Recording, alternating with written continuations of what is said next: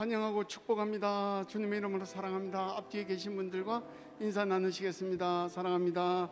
축복합니다. 또 한번 머리까띠. 예, 반갑습니다. 한국은 확진자가 100명이라고 또 비상이 막 걸렸더라고. 여긴 2,000명인데.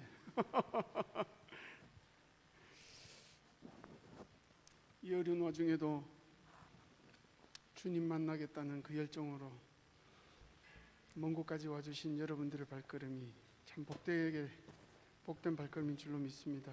아멘. 그 부탁을 다 우리가 장장로님께만 다 하시네. 장로님 에어컨 담당이 아니신데 어떻게 조절을 하면 되겠습니까? 추워요?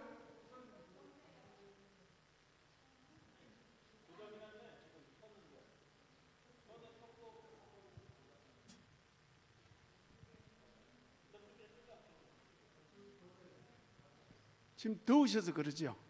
아, 더우셔. 다행이네. 저희들도 더운데 또 계신 분들이 춥다고 하시면 좀 그럴 것 같은데.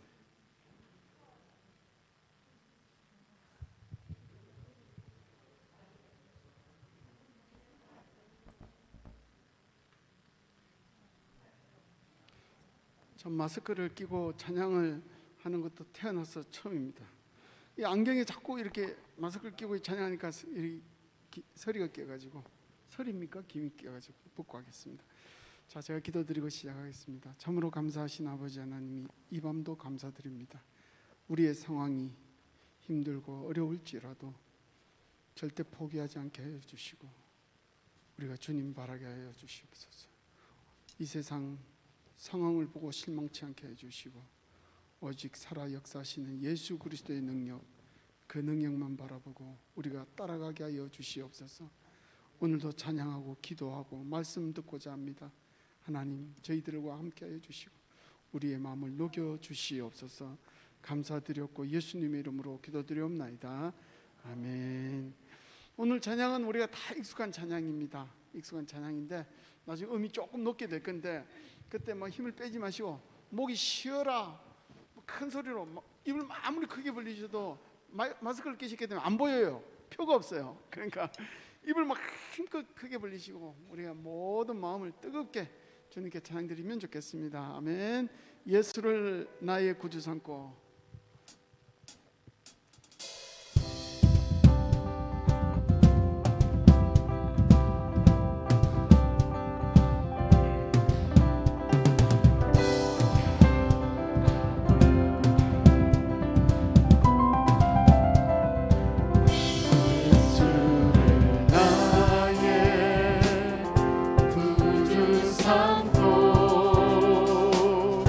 성령과 빛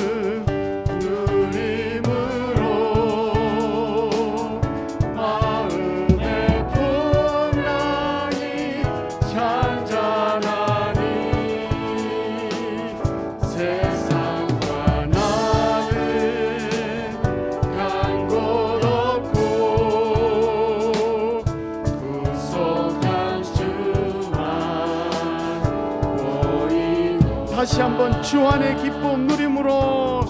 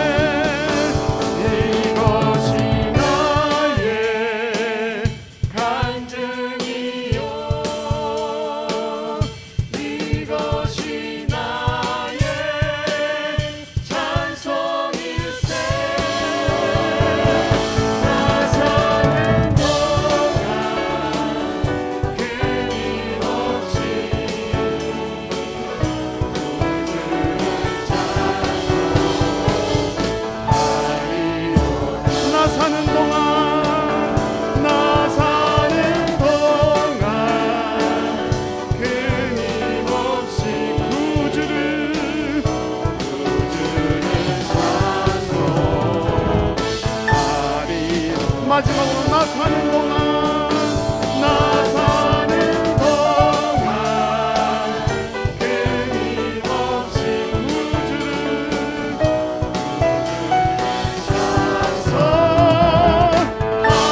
찬송하리로다.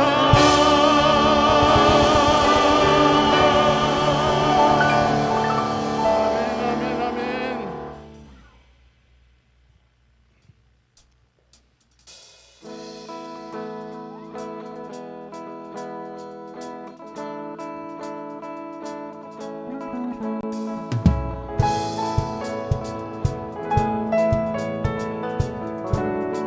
주 하나님, 주 하나님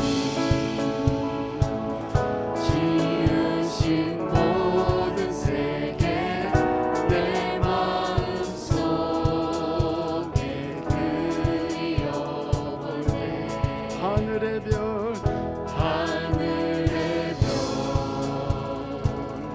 울려 퍼지는 외성 주님의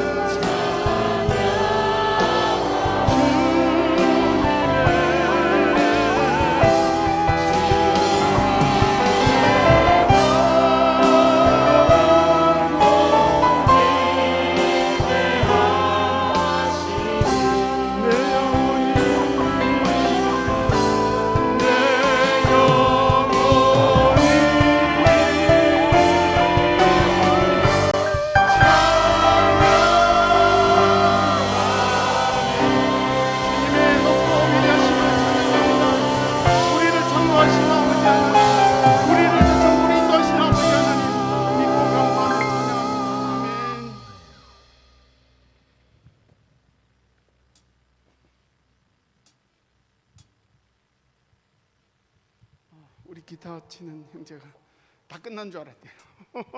한국이 남았는데.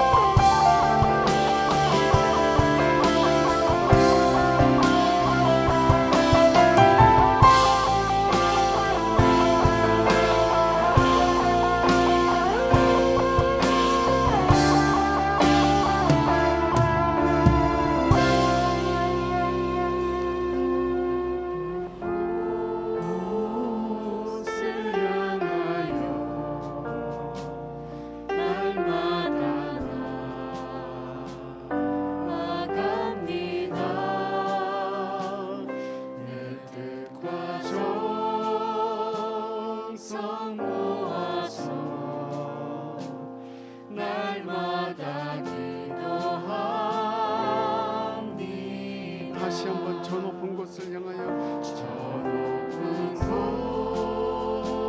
곳을 향하여 날마다 나아갑니다. 내 뜻과 정성 모아서 날마다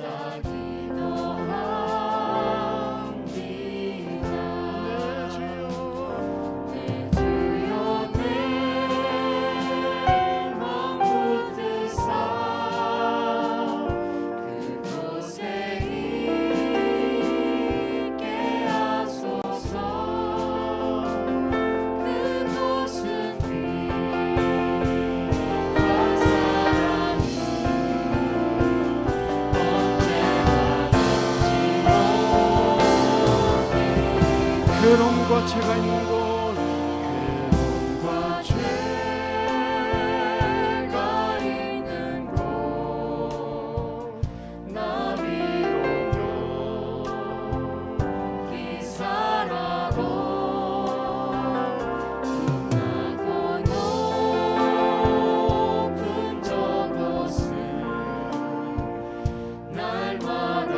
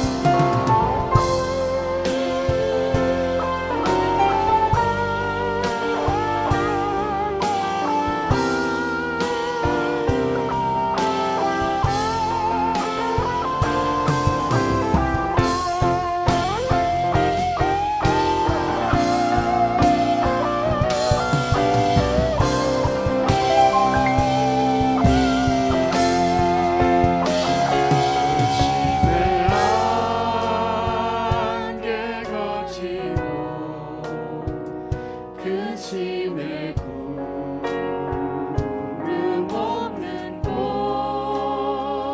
깊은 곳 참된 평화가 거기만 있사옵니다.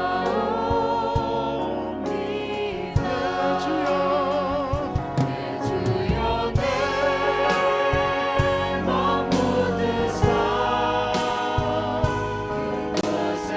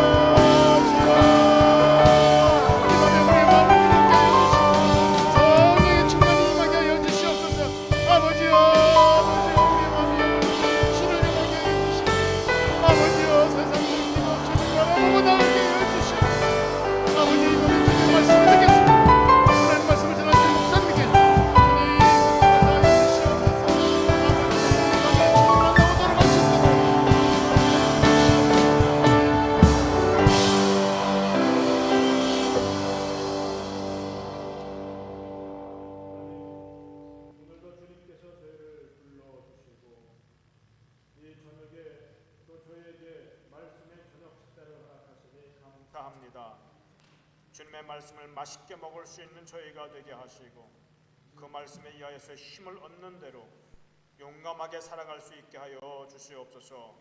예수님 이름으로 기도하옵나이다. 아멘. 오늘 하나님의 말씀은 출애굽기 2장 23절에서부터 25절 말씀입니다. 오늘은 김기동 전도사님께서 말씀을 전해 주시겠습니다.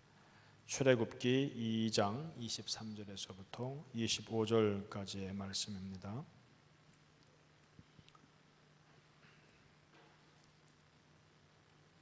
우리 목소리를 합해서 함께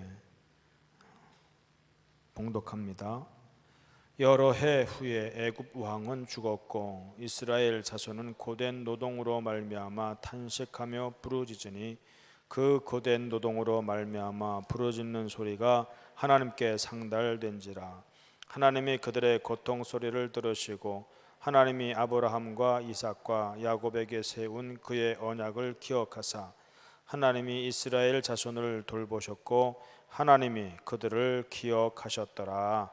아멘. 이제 김기동 전도사님 말씀 전해 주시겠습니다.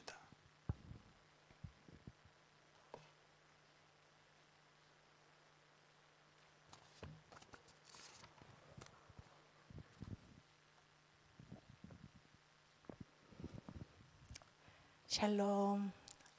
이제 연휴를 앞둔 날이라서 그래도 여기 이 자리에 예배 자리에 오신 분들을 환영합니다. 내일은 8월 15일 한국의 광복절이고요. 월요일은 인도네시아의 독립기념일입니다.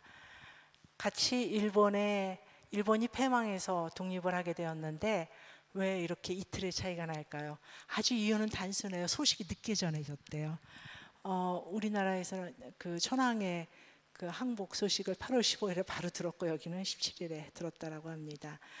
인도네시아와 한국은 참 역사적으로 공통점이 많은 것 같습니다. 식민의 경험이 같이 있습니다. 물론 기간과 또 누가 다스렸느냐 하는 주체는 다르지만 1945년에 독립은 일제의 압제에서 인도네시아나 한국이나 마찬가지로 해방한 날입니다. 하지만 우리나라는 45년 해방된 이후에 48년에 정부 수립이 되고 또 50년의 한국 전쟁을 겪으면서 굉장한 혼란의 기간을 지냈는데 그때 2차 세계대전 말에 소련이 개입하게 됨으로써 45년 초에 소련이 전쟁에 개입함으로써 일본이 무조건 재빠르게 항복 선언을 했다고 해요.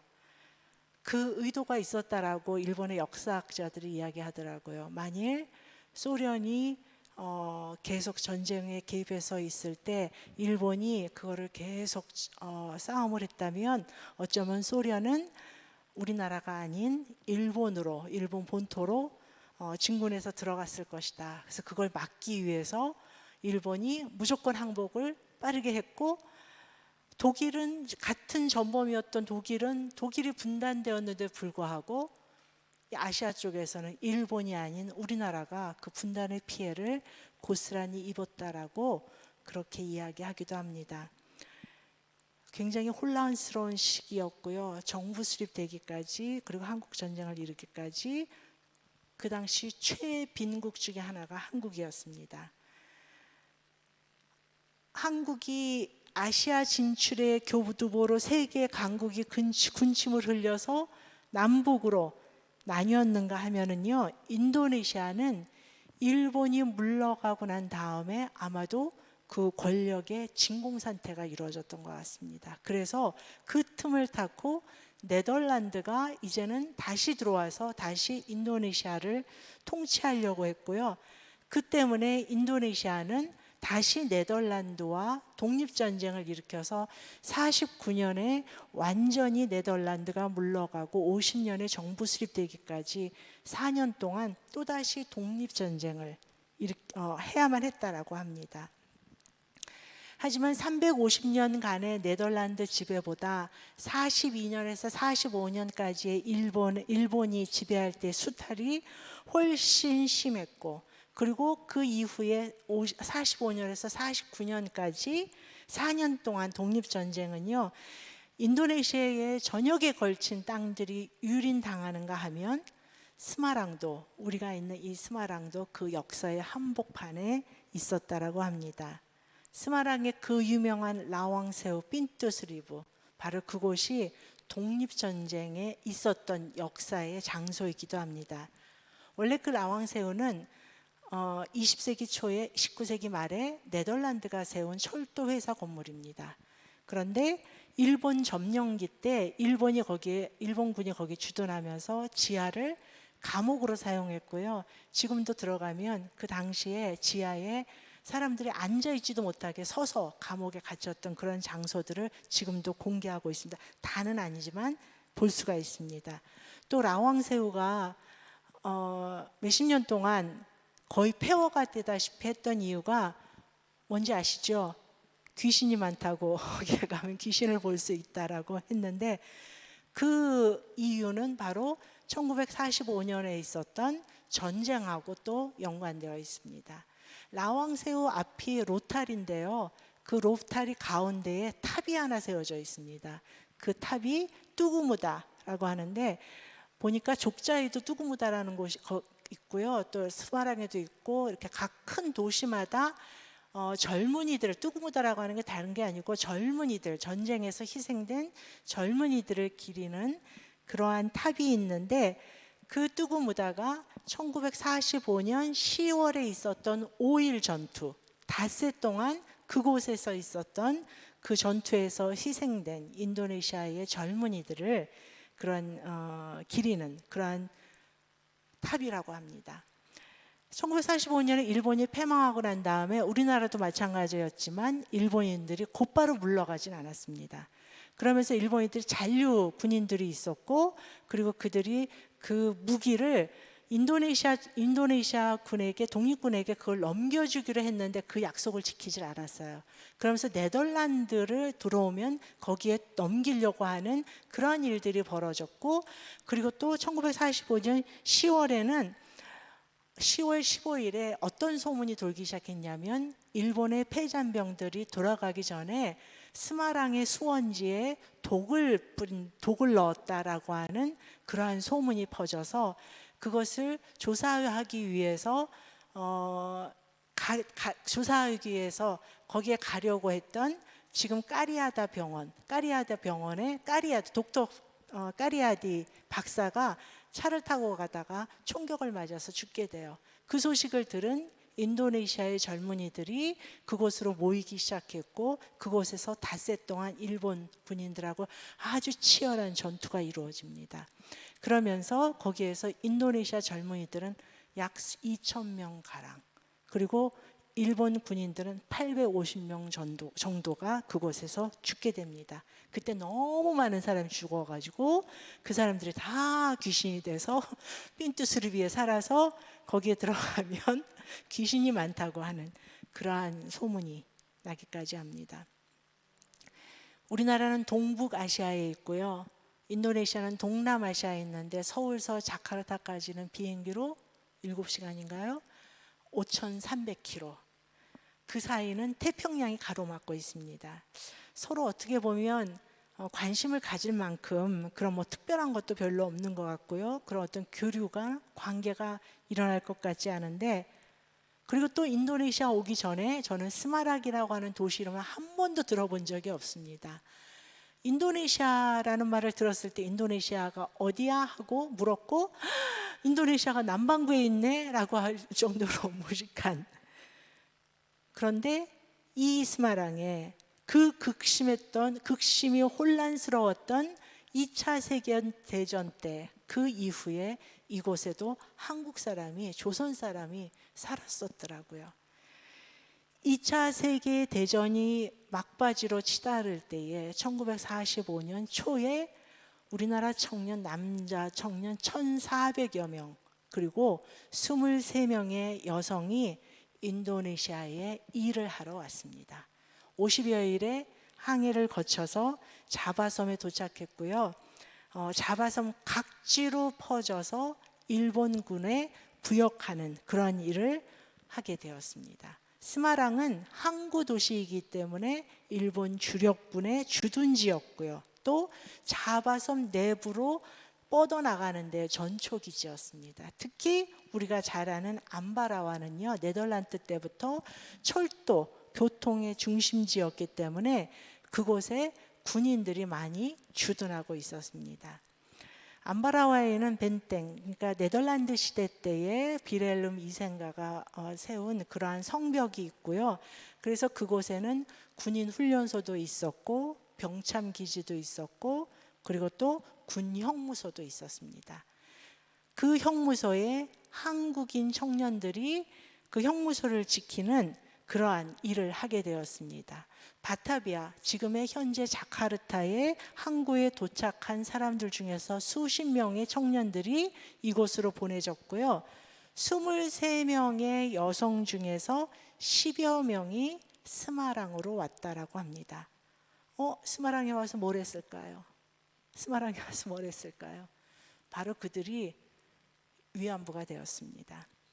정확한 신분이 밝혀진 사람은 경남 하동 출신의 2004년에 소천한 정서운 할머니입니다.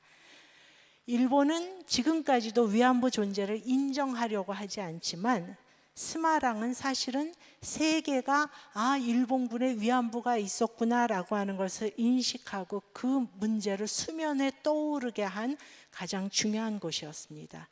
왜 그런 줄 아세요? 여기에 조선 여성만 와서 위안부로 있었던 게 아니라 네덜란드 여성이 위안부로 강제 동원됐고요.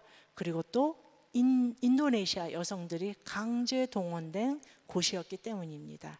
바로 그러한 역사적인 증거가 있는 곳이 바로 스마랑이고 그리고 또 암바라와에 있는 옛날 군 형무소 옆에 있는 가축 막사와 같은 지금도 남아 있는 그 건물입니다.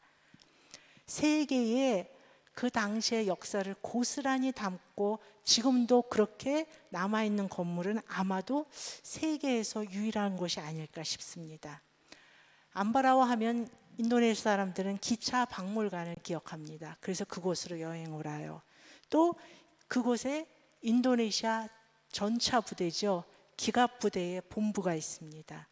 또 네덜란드 때 세워진 성벽은 그 서구적인 건물 형태이기 때문에 비록 조금 남아있지만 인도네시아의 콜로세움이라고 불리면서 그곳을 아주 관광지로 지금 개발하려고 합니다.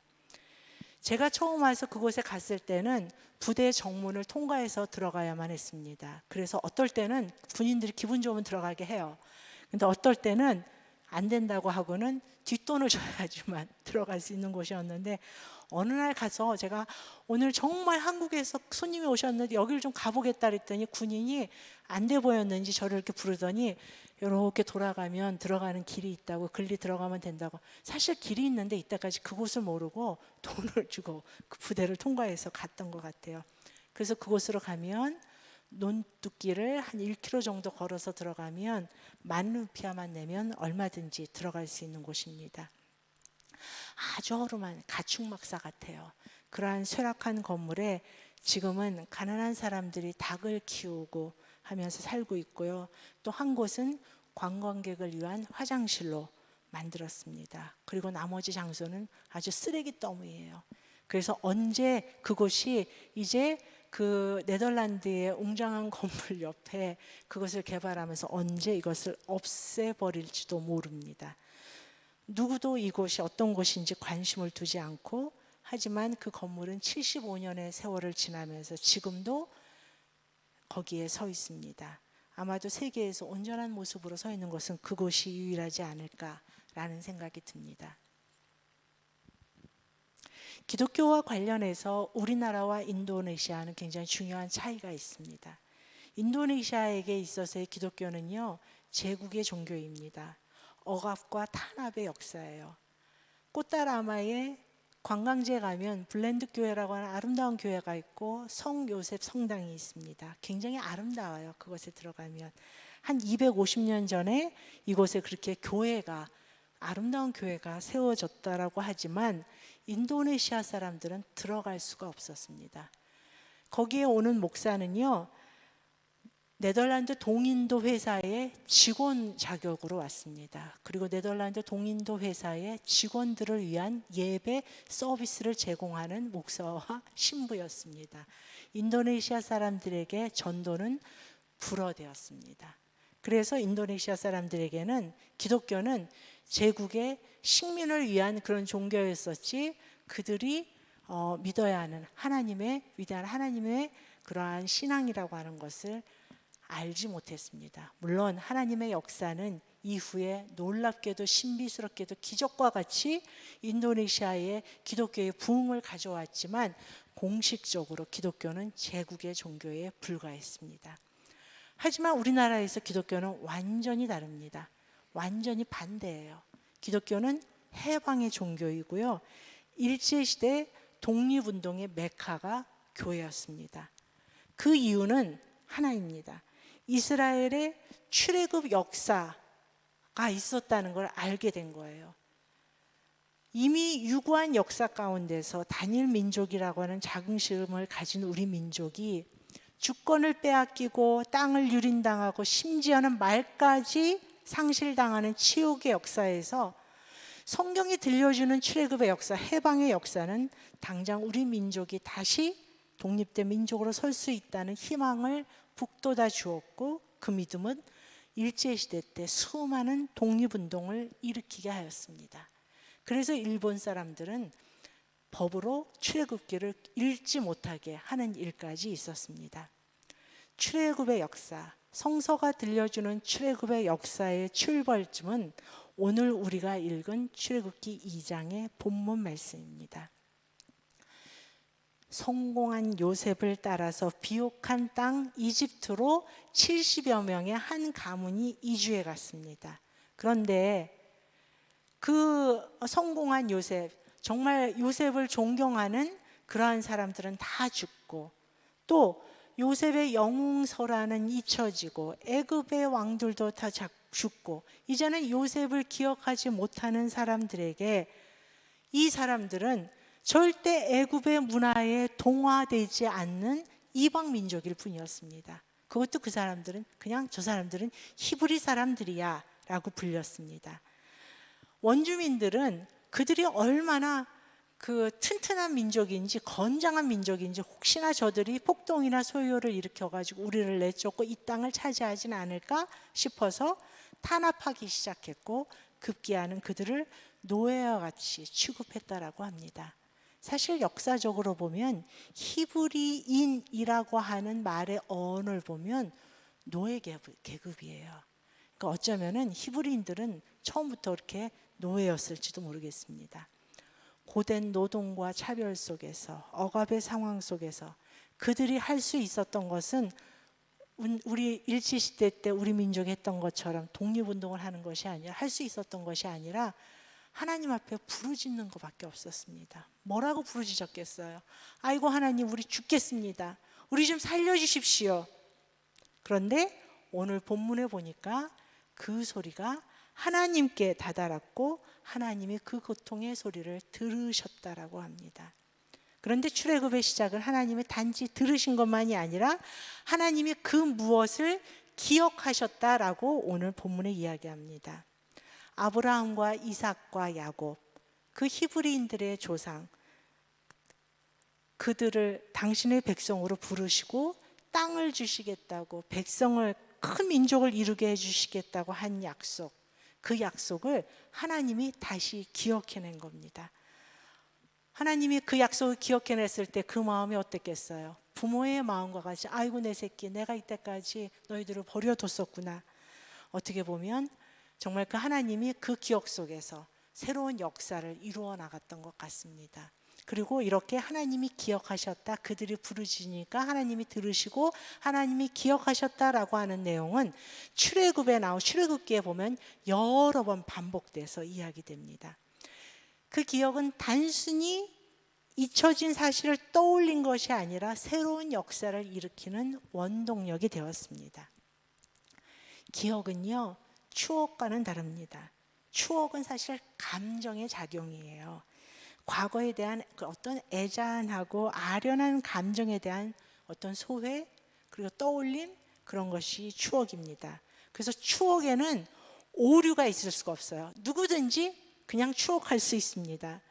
남자들이 만나면 군대 이야기 아주 신나게 하잖아요. 그러면서 얼마나 신나게 하는지 정말 묻고 싶어요. 그때로 돌아가고 싶으세요? 군대 시절로 돌아가고 싶으세요? 그런데 아마 다시 돌아가라고 하면 아마 전부 절레절레 고개를 흔들 겁니다. 그런데도 그 이야기를 아주 재밌게 신나게 해요. 그렇기 때문에 추억을 이야기할 때 굳이 틀렸다라고 따질 필요 없습니다. 그러면 다시 싸움밖에 안 나요. 그냥 그대로 맞장구 치면서 들어주면 됩니다.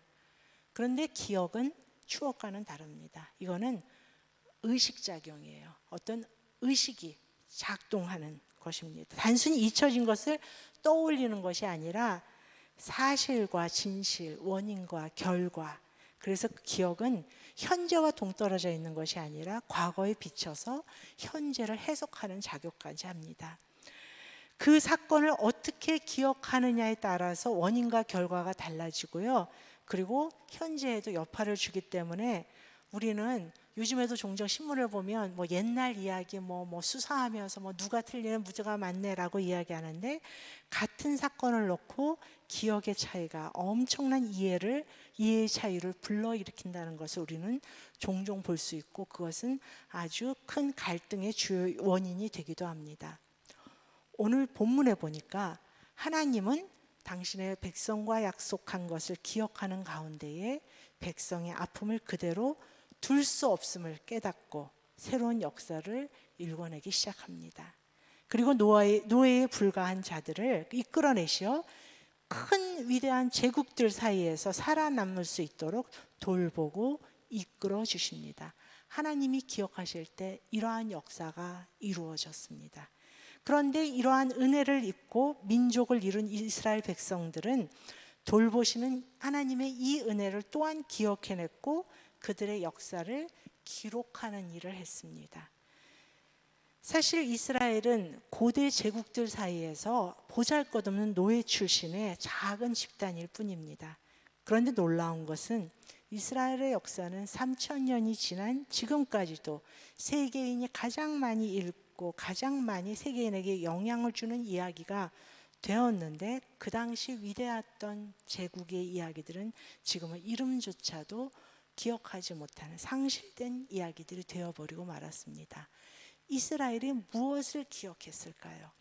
그 이유는 이스라엘은 그 역사 기록을 자랑하고자 쓴 것이 아니라는 겁니다. 구약 성경은 이스라엘 민족의 반성의 상물입니다. 출애굽 광야 생활, 가나안 땅을 정복하고 왕국을 이룩하고, 그리고 그 이후에 바벨론의 유대가 망하고 난 다음에 역사를 기록하기 시작합니다. 위대했던 조상의 이야기를 이제는 우리가 망했는데 그리운 옛날이요 하면서 그 이야기를 적으려고 했을까요? 유물로 남기려고 했을까요? 아닙니다. 지금 망했는데 보니까 우리가 하나님이 허락하신 그 나라를 망하게 했다는 거예요. 그 이유는 단 하나, 하나님을 망각하고 하나님 없이 살려고 했고 자만한 자신들의 불신앙 때문에 우리가 이렇게 망하게 되었구나. 고대시대 국가의 멸망은 그 국가 수호신의 패배를 의미했기 때문에 패배한 자들은 승리국의 신을 받아들이는 것이 그 당시의 관행이었습니다. 이스라엘 사람들이 바벨론으로 끌려갔어요. 왕까지도 끌려갔어요. 그럼 그곳에 가서 바벨론의 신 말뚝을 섬기는 게 당연한 것이었는데, 이스라엘 사람들은 말뚝을 섬긴 게 아니라 이 모든 것이 여호와 하나님이 힘이 약해서 준 것이 아니라 우리가 잘못했구나 라고 반성하고 회개하기 시작했고, 그 역사를 기록으로 남기기 시작했습니다. 하나님을 신뢰하지 않은 죄를 고백하기 시작했습니다. 그들이 이스라엘의 역사를 기억하는 방식은 반성하고 회개하고 그리고 하나님에 대한 신뢰의 회복이었습니다. 물론 안타깝게도 인간은 망각의 동물이라 이스라엘은 그 이후에도 또 그 은혜를 잊어버리고 또 잘못하고 또 망하고, 지금까지 혼란의 역사는 지금까지 계속되고, 이제는 종말을 주 하나님 마라나타 주 예수 오시옵소서라고 기다릴 수밖에 없는 그러한 날이긴 하지만 성경은 여전히 역사에 대한 기억의 의미를 우리에게 들려주고 있습니다. 8월 14일 내일 광복절이라고 했잖아요. 오늘 8월 14일은 세계 일본군 위안부 기림의 날입니다. 위안부 존재가 드러난 것은 2차 세계대전이 끝나고 거의 50년이 되었을 때입니다. 아니 50년 동안 뭐하고 그제서야 말을 한 거야, 드러난 거야. 사람들은 보통 그렇게 이야기하지만 그건 남의 이야기예요. 고향으로 돌아간 사람들, 고향에 돌아가지 못하고 그 땅에 그냥 남아있어서 이제는 모국어조차도 잊어버리고 아련히 어렸을 때 아리랑 그 노래만 기억하는 그들, 누구도 위안부란 말을 할 수가 없었어요. 왜냐하면 그 말을 입 밖으로 내는 순간 그 모든 수모와 멸시를 고스란히 당해야 했기 때문입니다. 누구도 그 참상에 대해서 기억해 주려고 조차 하지 않았습니다. 사실 50여 년이 지나고 난 다음에 자신의 존재를 드러냈을 때에 그들은 영웅이 되려고 한 게 아닙니다. 애굽 땅에서 고된 노동에 지쳐서 울부짖던 그 소리, 그것과 다르지 않았었어요. 들어주십시오. 이 억울함을 풀어주십시오. 살려주십시오. 이젠 더 이상 죽기 전에 내 이야기 좀, 내 한 좀 풀고 가야 되겠습니다. 분명히 그 부르짖음의 소리에 하나님은 애굽 땅에서 이스라엘의 부르짖음을 들어주셨던 것 같이 하나님은 그 부르짖음을 들어주셨을 거고, 하나님은 그 사랑 안에서 그들을 기억하셨을 겁니다. 그리고 그들을 돌보기 시작했을 거라고 믿습니다. 하지만 기억은, 이렇게 구원의 새로운 역사의 기억은 하나님만의 몫이 아닙니다. 우리 또한 기억해야 합니다. 잊지 않겠다라고 하는 다짐은 다시는 그런 역사가 반복되지 않도록 잘 살아야 되겠구나. 우리 교회가, 우리 사회와 우리 민족과 우리나라가 이제는 잘못을 저지르지 않도록 함께 이끌어 나가야 되겠구나라고 하는 의지의 표현입니다. 또한 잊지 않겠다라고 하는 그 다짐은 하나님이 그 고통당하는 자들을 돌보셨던 것처럼 지금도 어떤 형태로든 고통으로 울부짖는 이들의 소리를 외면하지 않고 그 돌보심의 사역에 동참하겠다라고 하는 결단의 표현입니다. 비록 우리는 이방인으로 살고 있지만 이 땅 스마랑은 그저 고국을 떠나 생계와 생활을 위해서 거류하는 낯선 땅이 아니더라고요. 우리 민족의 아픈 상처가 고스란히 남아있는 곳, 비록 고국에서 수만리 떨어진 곳에 일본의 부역자로 왔지만 고국의 독립을 위하여서 몇몇 청년들이 모여서 고려 독립청년당을 결성하고, 그리고 마지막엔 죽음으로 조국의 독립을 원했던 그곳, 바로 그러한 역사의 숨결이 살아있는 땅이 바로 이 스마랑 땅이더라고요. 역사의 기억 앞에서 이 땅을 위해서, 고국을 위해서 함께 기도할 수 있기를 바랍니다. 그 옛날 안바라와 낯선 방에서 고향을 그리워하면서 아리랑을 불렀던 그 조상들을 기억하면서 스마랑이 지난 아련한 추억의 땅이 아니라 하나님의 돌보심의 역사가 일어나는 현장이 되기를 바랍니다. 그 현장에 바로 우리가 함께 서 있습니다.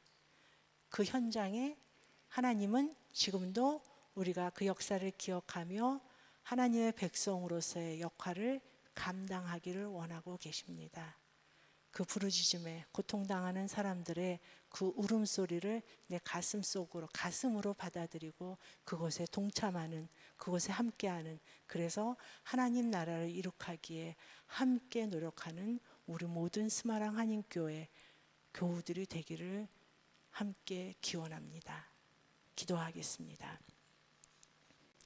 사랑의 하나님, 감사합니다.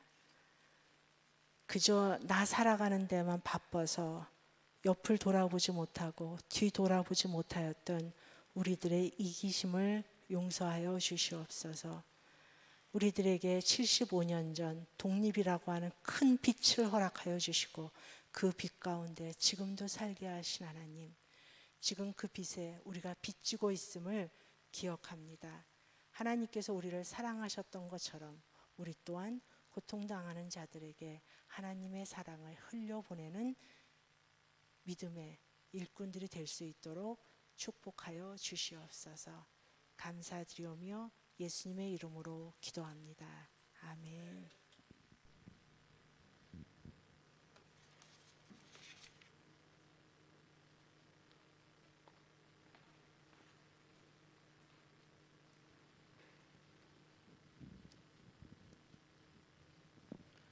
우리가 역사적인 땅에서 살고 있습니다. 어쩌다가 이곳에 온 것이 아니고 하나님의 뜻에 의하여서 여러분들이 지금 이곳에 있고 저희가 이곳에 있습니다.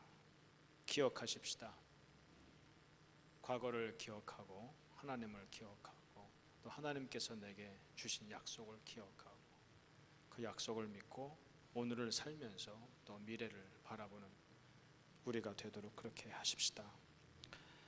우리 이경선 집사님 나와서 찬양 인도해 주시고 같이 기도하는데 세계를 위하여서 평화를 위해 세계의 평화를 위해서 그리고 우리 여러분들의 기업체를 위해서 꼭 울부짖는 오늘 될 수 있기를 바랍니다.